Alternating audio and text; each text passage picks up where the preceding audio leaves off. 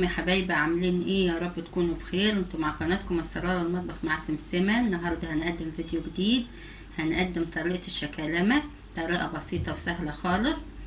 المقادير: ربع كيلو جوز هند يكون ناعم، ما يكونش يعني خشن قوي، معلقتين دقيق، نص كوباية سكر، 3 بيضات، معلقتين سمنة، معلقتين عسل جلوكوز، ورشة فانيليا. طريقة بسيطة ومقادير بسيطة خالص. دلوقتي هننزل بالبيض ونحط معاه رشة الفانيليا،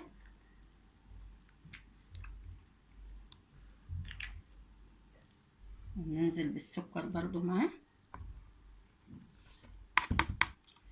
ومش محتاج يعني مضرب كهرباء ولا حاجة، بالمضرب اليدوي. هنفضل دلوقتي ندوب فيهم كده لحد ما لون البيض يفتحها شوية.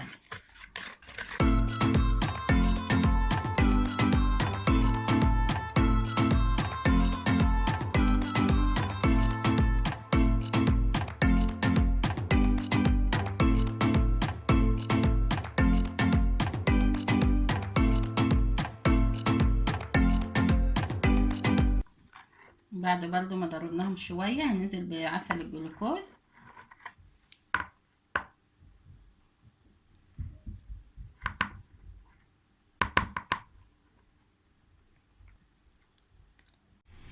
دلوقتي نزلنا بعسل الجلوكوز، وبرضو ايه يعني نفضل نضرب كده شوية كتار لحد ما المواد اللي احنا حطيناها كلها تختلط ببعض.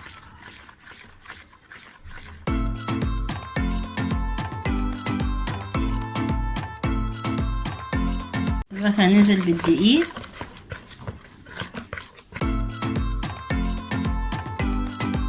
ننزل بجوز الهند بعد كده،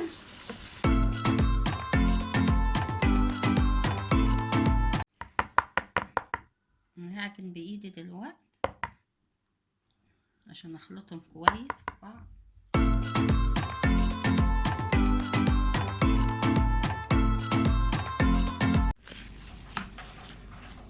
دلوقتي خلاص احنا عجناها كويس وهنبتدي نشكلها.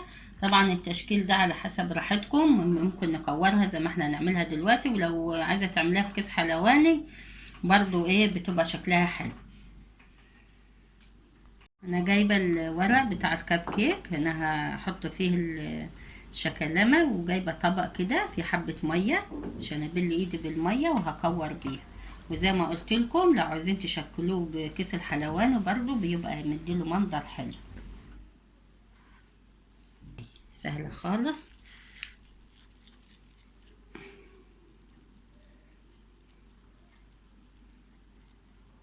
المنظر ده ونحطها هنا كده اهي.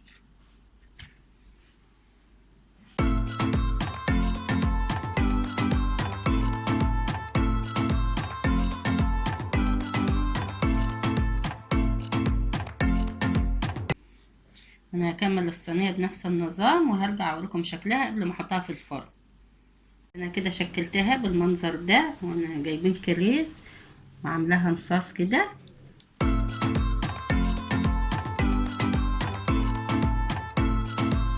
دلوقتي هدخلها الفرن على درجة 170 في الرف الوسطاني لمدة ربع ساعة، وهخرجها واوريكم شكلها.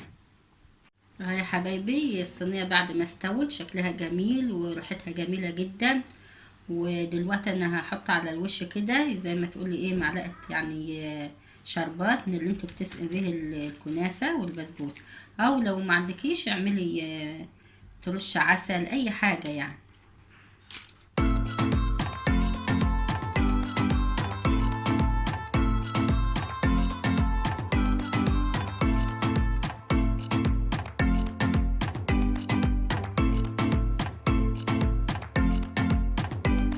واتمنى النهارده يا حبايبي يكون الفيديو عجبكم والطريقه سهله، وان شاء الله هشوفكم في فيديوهات كتيره جايه. وما تنسونيش يا حبايبي في الاشتراك واللايك والشير، وان شاء الله تعملوها الطريقه وتعجبكم وتاكلوها بالف هنا.